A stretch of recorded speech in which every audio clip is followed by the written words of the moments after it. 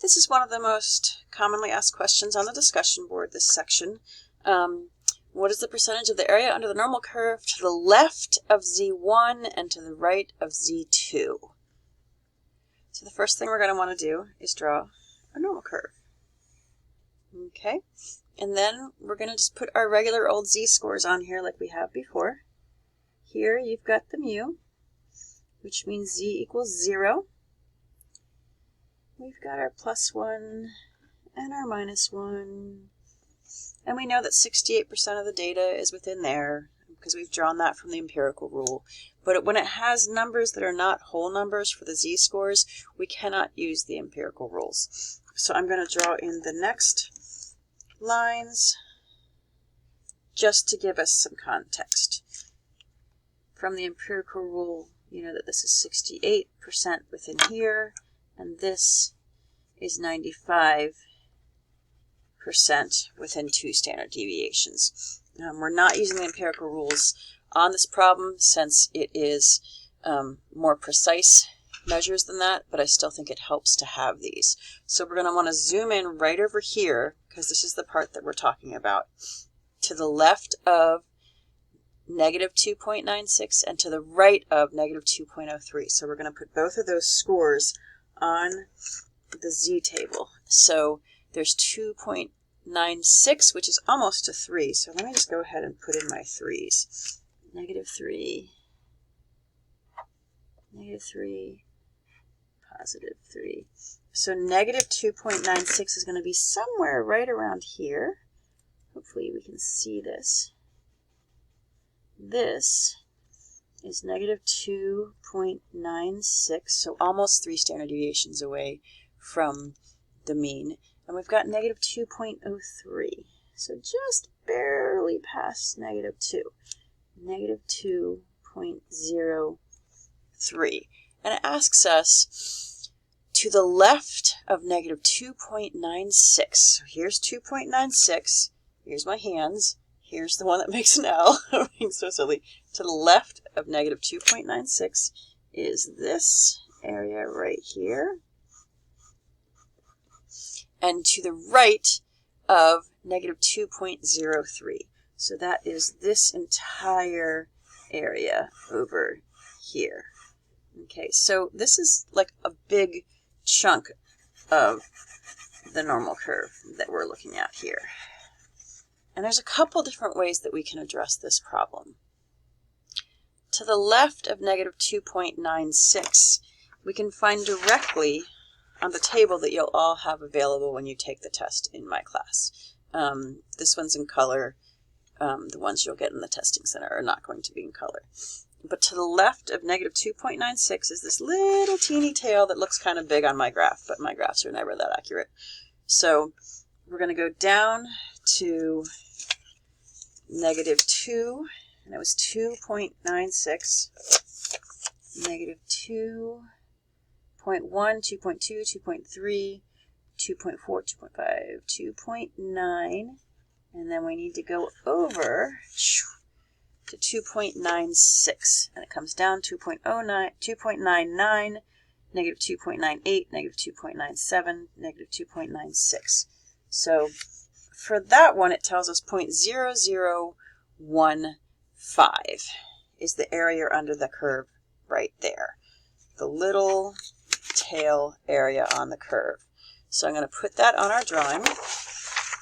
This area here was 0.0015 from the z-score table.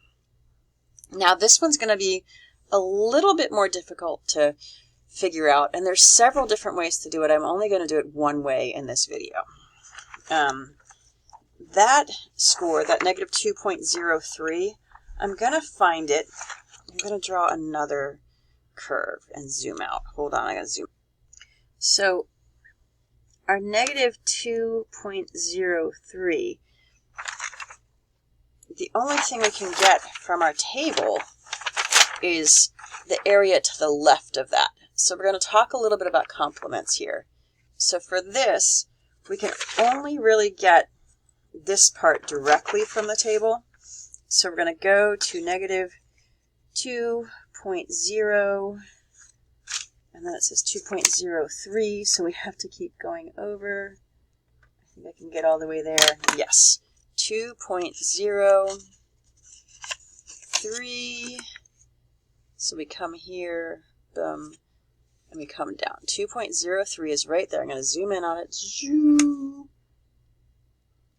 Negative 2.0, 2.09, 2.08, 2.07, 2.06, 5, 4, 3. 2.03 gives us 0.0212.